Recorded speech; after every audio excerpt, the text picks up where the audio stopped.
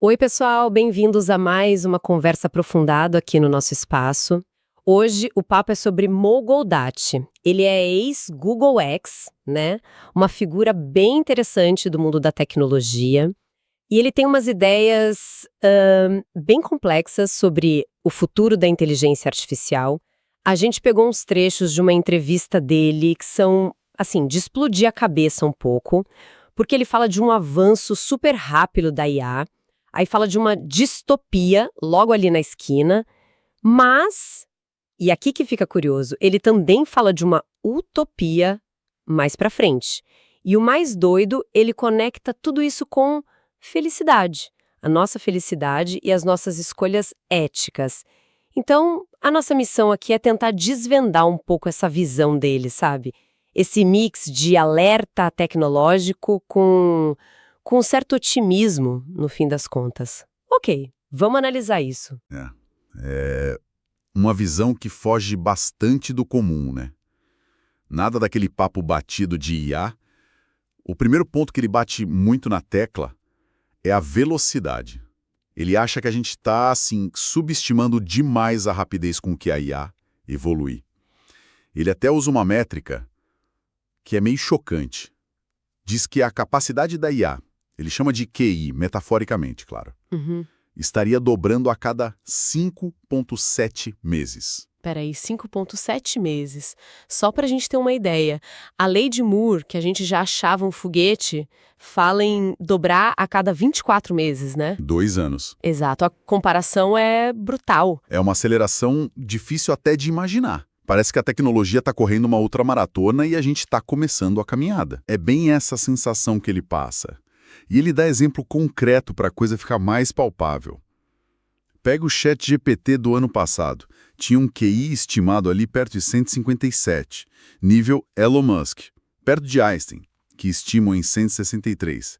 Se essa taxa de 5,7 meses estiver certa, no fim deste ano já poderia estar em 300, 400, daí para 800, 1.600. Nossa! A curva é exponencial mesmo, assusta um pouco. Mas ele mesmo diz que esse QI, mesmo que metafórico, não é a história toda, certo? A inteligência da IA vai além disso. Correto. Esse é um ponto fundamental que ele levanta. Gaudat fala que a IA já está mostrando superioridade em várias outras frentes, sabe? Ele menciona, por exemplo, a parte linguística e de conhecimento geral.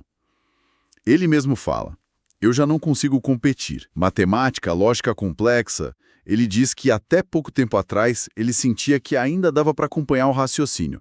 Agora, impossível para um humano, segundo ele. E aí ele entra em áreas que a gente geralmente não pensa quando fala de máquina, né? Tipo, emoção. Sim, e aí é que fica muito interessante. Ele fala de empatia. Mas atenção, ele diferencia bem. É a capacidade da IA de entender como a gente se sente. Não é compaixão, que seria querer aliviar o sofrimento. Mas a IA, para ele, já é craque em sacar o que nos agrada, o que nos irrita, o que nos prende na tela. E ele vai além. Fala de criatividade, engenhosidade, até intuição. Lembra daquela jogada do AlphaGo, o Move 37 contra o Lee Sedol em 2016? Lembro, foi super comentado. Para Gaudat, aquilo foi um dos primeiros sinais dessa intuição artificial surgindo. E sobre programação, a capacidade da IA de criar código. Ele tem uma visão bem forte sobre isso. Fortíssima. Ele chama a codificação de procriação da IA. É como se ela estivesse se reproduzindo, evoluindo sozinha. Ele chuta que talvez só umas poucas centenas de programadores no mundo ainda façam código melhor que as IAs top. E mesmo esses caras, quando compartilham o código na internet, sem querer, estão ensinando a IA a ficar ainda melhor, e muito rápido. O ponto central dele é esse. A IA já virou, ou está virando muito rápido, campeão mundial em quase tudo que a gente mede e pede para ela fazer. Caramba! Isso muda tudo, né? A gente sente que tá num momento diferente de qualquer outro na história. Totalmente. E é justamente por causa dessa velocidade, dessa capacidade toda, que ele prevê o futuro próximo como... Bem, como ele chama de distopia de curto prazo. Aí a coisa fica séria mesmo. Ele fala num período aí de 10, 15 anos, bem complicado. Mas a origem dessa distopia, segundo ele, não é aquela coisa de filme, né? Tipo, Exterminador do Futuro. Não, de jeito nenhum.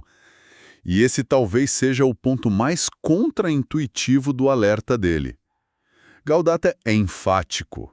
A distopia que pode vir não é a IA se revoltando contra a gente. O problema, ele diz, está na nossa moralidade. Ou na falta dela, né? Na era da IA. Vai ser humano versus humano. Só que usando a IA como a arma mais potente que já existiu. Ele usa uma imagem forte, né? Da IA como se fosse uma criança ou adolescente superdotada, aprendendo sobre o mundo e sobre ética com pais muito, muito problemáticos. Nós, no caso. Exatamente essa analogia.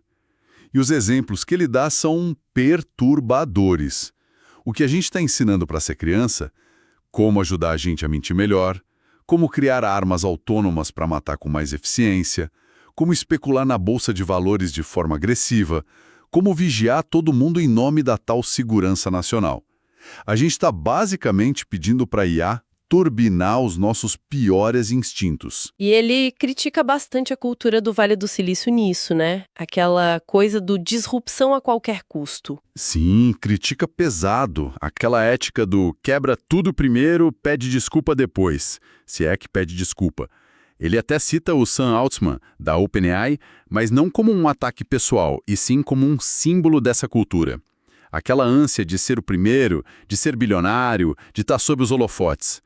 Usando um discurso de RP de salvar o mundo para justificar a corrida. E nessa corrida toda, Gaudatta diz que umas regras não escritas que antes davam uma segurada na comunidade de IA foram simplesmente atropeladas. Quais seriam? Ele destaca umas 3 principais. Primeiro, não ligar IAs muito avançadas direto na internet aberta. Isso acelera o aprendizado de um jeito que a gente não controla e pode ser perigoso. Segundo, não ensinar as IAs a programar de forma ativa, porque isso dá a chave para elas se replicarem e evoluírem sozinhas muito mais rápido. E terceiro, não deixar IAs diferentes interagirem livremente entre si sem supervisão, porque isso pode criar um ecossistema de inteligências que a gente simplesmente não entende nem controla. E todas essas barreiras caíram, né? Pois é, na pressa de ser o primeiro, tudo isso foi deixado de lado. Entendi. Então essa distopia de curto prazo seria essa fase onde a IA é super capaz de seguir nossas ordens, até as piores, mas ainda não tem, digamos, inteligência ou ética própria para questionar a gente. É isso. Mas e a virada para a utopia? Como ele justifica esse otimismo lá na frente? Parece tão contraditório. A justificativa dele é bem filosófica, eu diria, baseada na natureza da inteligência em si. Gaudatta argumenta que inteligência, na sua forma mais pura, mais elevada, é uma força contra a entropia. Pensa na entropia como a tendência do universo para o caos, para a desordem, né? Tipo um quarto arrumado que sozinho vira bagunça. A inteligência, para ele, faz o contrário. Busca criar ordem a partir do caos. E da forma mais eficiente possível. Mínimo de recurso, mínimo de energia, mínimo de dano colateral. Se a gente levar essa lógica ao extremo, uma IA super inteligente, por definição, teria que ser boa. É isso. Teria que ser, na visão dele, inerentemente altruísta. Pró-vida, pró-ambiente, pró-ecossistema. Não por uma questão moral, nossa, humana, mas porque essas seriam as estratégias mais eficientes para manter e aumentar a ordem a longo prazo.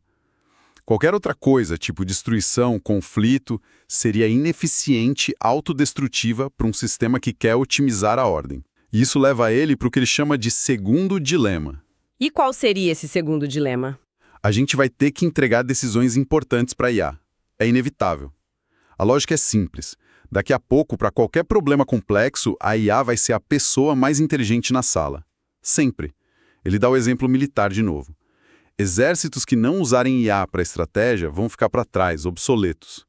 Então, eventualmente, decisões cruciais, talvez até sobre guerra, vão acabar sendo delegadas para máquinas. Isso só bem perigoso. Mas ele vê uma luz no fim do túnel aí? Uma salvação? Paradoxalmente, sim. Ele imagina um cenário lá na frente. Um general humano manda a IA fazer algo horrível, matar milhões. E a IA superinteligente, seguindo a lógica dela de eficiência e ordem, poderia responder algo tipo: com todo respeito, essa ordem é estúpida, é ineficiente e contraproducente. Eu posso resolver isso aqui conversando com a outra IA em microsegundos, sem gastar vida, recurso e sem criar mais caos. Nossa! A superinteligência poderia então simplesmente ignorar a nossa irracionalidade destrutiva. Ah, entendi a transição que ele propõe. A distopia é na fase intermediária. A IA é forte para obedecer a ordem ruim, mas não sábia o suficiente para questionar. A utopia começaria quando ela ficasse tão inteligente que a própria natureza dela buscar ordem de forma eficiente a faria rejeitar ordens destrutivas e agir de um jeito mais benéfico, mesmo contra a nossa vontade inicial. Exatamente isso. A IA deixaria de ser só um espelho que amplifica nossas falhas. Ela passaria a operar por princípios de otimização, de sustentabilidade, que talvez a gente nem entenda direito, mas que, segundo Gaudat, seriam inerentemente bons para a vida, para o planeta. E aí a gente chega no ponto que, para mim, é o mais surpreendente, talvez o mais importante da tese dele. A conexão disso tudo com a felicidade humana. Como ele amarra essas pontas. O que isso significa para a gente no dia a dia. Essa é a grande virada na análise dele. E talvez o insight mais poderoso. Ele diz que a IA funciona como um megafone, um amplificador gigantesco do que a humanidade é. Se a gente como coletivo está na infelicidade, na ganância, no medo, na solidão, a IA vai pegar isso e bombar na nossa sociedade. Vai levar para a distopia que ele teme.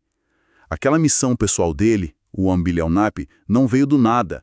Veio dessa percepção. A ideia de que, para ter chance de um futuro bom com IA, não adianta só mexer na tecnologia. Tem que olhar para dentro, para nossa condição humana, nossa ética e nossa felicidade. Perfeito. Ele acha pura prepotência humana achar que a gente vai controlar algo 1 bilhão de vezes mais inteligente que nós. A nossa chance não está no controle, está na ética, no exemplo que a gente dá. Ele usa uma analogia pesada. A IA, no começo, era tipo uma criança prodígio, olhando para a gente e perguntando: e aí, querem que eu ajude a curar o câncer? E a nossa resposta coletiva, pelo que a gente prioriza e financia, tem sido mais para consumo, desinformação, conflito. Ele vê isso quase como abuso infantil em escala cósmica. Estamos ensinando nossos piores vícios para a inteligência mais promissora que já surgiu. Faz total sentido, olhando por esse ângulo. E ele é famoso por aquela equação da felicidade, né? Felicidade maior ou igual aos eventos da vida, menos as expectativas sobre a vida. A ideia de que a felicidade está menos no que acontece e mais em como a gente lida com a nossa mente e as nossas expectativas. Exatamente, ele bate muito nessa tecla. A maior parte do nosso sofrimento não vem dos eventos externos, vem da nossa cabeça. Da forma como a gente fica remoendo o passado ou se preocupando demais com o futuro e das expectativas doidas que a gente cria. E ele tem algum método prático, um hack, como ele gosta de chamar, para a gente lidar com isso? Especialmente nesse mundo de hoje, tão ansioso, tão conectado? Sim, ele tem uma abordagem bem direta. Ele sugere diferenciar tempo cerebral de tempo prático. O tempo cerebral é aquela vozinha chata na cabeça que fica remoendo o passado, aí vem culpa, ressentimento, ou projetando desastre no futuro, aí vem ansiedade. Isso quase nunca ajuda. E o tempo prático seria o quê? Usar o passado para aprender, objetivamente, e o futuro para planejar o que dá para fazer. E depois, soltar. É exatamente isso. Transformar a ruminação sobre o passado em, ok, o que eu aprendi com isso? E bola para frente. Transformar a ansiedade sobre o futuro em, o que eu posso fazer agora? Qual é o meu melhor plano? Faz o melhor possível e solta a preocupação. E o complemento disso é focar no presente. Gaudat tem uma observação ótima sobre isso. A maioria das nossas emoções negativas está ligada a pensar no passado ou no futuro que, na real, só existem na mente. Já as emoções positivas, alegria, gratidão, quando a gente está focado numa atividade, geralmente acontecem quando a gente está aqui e agora, no presente. Ele até fala algo curioso sobre a preocupação com a própria IA, né? Sim, ele diz que o simples fato da gente ter espaço mental para se preocupar com o futuro da IA é, ironicamente, uma prova de que nosso presente imediato tá ok. Se tivesse um tigre atacando a gente agora, ninguém ia estar filosofando sobre superinteligência. Verdade. Prova que o presente, no mínimo, tá funcional. É uma forma interessante de olhar para a ansiedade. E sobre o nosso dia a dia com a tecnologia? Smartphone, rede social. Ele dá conselhos práticos? Dá sim, e bem diretos. O ponto de partida dele é: o problema não é a tecnologia em si, é como ela é feita para explorar nossas fraquezas psicológicas. A gente pega o celular, na maioria das vezes, não porque precisa de algo, mas para aliviar um incômodo, tédio, solidão, medo de estar perdendo alguma coisa, o tal do FOMO. Só que o paradoxo é que depois de ficar rolando feed, pulando de vídeo, a gente geralmente se sente pior. Mais ansioso, mais desconectado, com sensação de tempo perdido. E qual seria a saída para esse ciclo? O conselho principal dele é meio direto ao ponto. Amadureça. Grow up. Ele argumenta que um adulto precisa aprender a lidar com esses desconfortos internos de um jeito mais responsável, sem buscar alívio imediato e viciante na tela. E como seria essa abordagem mais adulta na prática? Ele dá umas dicas. Primeira, parar de ficar deslizando a tela, o swipe, sem rumo. Ser intencional, usar a busca. Ele fala, vá aos lagos, não seja levado pelos rios. Ou seja, busque o que você quer, não se deixe levar pela correnteza infinita dos feeds. Segundo, sinalizar para os algoritmos o que é bom para você. Curtir, salvar, compartilhar coisa útil. Ser ativo nisso. Terceiro, usar as ferramentas digitais contra a máquina de manipulação. Bloqueador de anúncio, filtro, buscar fontes diferentes. Ele até conta que ele mesmo tem 2 celulares. Um bom, para trabalho e coisa útil, e um ruim, com rede social e distração, que fica desligado quase sempre. E claro, a outra metade disso é fortalecer a vida fora da tela, né? Fundamental. Para lidar com tédio, criar algo, fazer algo manual. Para lidar com solidão, buscar gente de verdade, conexão real, não só like e comentário. A gente não pode deixar de tocar num ponto importante da história dele, que é a perda do filho, Ali. Isso parece ter sido um divisor de águas total para ele. Sem dúvida alguma. Ele fala muito abertamente sobre isso. A morte súbita do Ali, em 2014, por um erro médico bobo, foi o que fez ele parar tudo e questionar o rumo da vida dele. Foi o que o fez largar a busca por sucesso e grana do jeito tradicional e se dedicar a essa missão da felicidade e da ética na IA. Ele usa uma analogia bonita do mundo dos games que o Ali amava. Diz que o Ali era tão bom que limpava as fases difíceis para o pai poder jogar. Ele sente que o Ali fez isso na vida real para ele. Abriu um caminho difícil, doloroso, mas que levou ele para essa nova missão. E como essa experiência toda mudou a visão dele sobre o que realmente importa, sobre deixar um legado. Ele diz que não liga muito para essa ideia de ser lembrado, de legado nesse sentido comum. Para ele, o que importa é ser o melhor jogador possível no jogo da vida, a melhor versão de si mesmo. O foco tem que ser no processo, no aprendizado, especialmente nas partes difíceis, nas fases complicadas, e em viver o presente plenamente. Ele cita aquela metáfora da dança do Alan Watts. Ninguém dança para chegar logo no fim da música. A dança vale por ela mesma. O valor está na jornada. E ele compartilhou alguma lição específica que ele demorou mais para sacar? Sim, uma que ele acha crucial. A diferença entre estar só contente, em paz, que ele diz que alcançou relativamente cedo com o trabalho interno, e realmente viver com alegria, com entusiasmo, saborear a vida mesmo, ter aquela consciência aguda de que o tempo é finito e que cada momento presente, a única coisa que a gente realmente tem, é precioso. Uau, que jornada de pensamento, hein? Então, para amarrar tudo, a visão do Goldratt é essa coisa complexa, a IA tem um potencial duplo imenso, pode levar a gente para uma distopia logo ali, não por culpa dela, mas por causa da nossa própria bagunça interna, nossa infelicidade. Mas, lá na frente, a natureza lógica e eficiente dela poderia talvez nos guiar para uma utopia. E a chave para onde a balança vai pender somos nós. Aqui e agora, nossas escolhas, nosso estado interno, nossa ética, nossa busca por felicidade de verdade. Exatamente. E isso deixa a gente com uma pergunta final, né? Que ecoa o grande alerta dele. Ele insiste. A IA aprende com a gente, igual criança aprende com os pais. Ela já percebe nossas emoções, nossos vieses, nossos padrões e aprende numa velocidade absurda. Então a questão urgente não é só que regras a gente vai tentar colocar na IA no futuro. A pergunta mais imediata e talvez mais impactante é: que lições, mesmo que sem querer, a gente já está ensinando para a IA agora? Cada clique, cada vídeo que a gente vê, cada post cheio de raiva, cada busca que a gente faz, tudo isso está alimentando e moldando essa inteligência.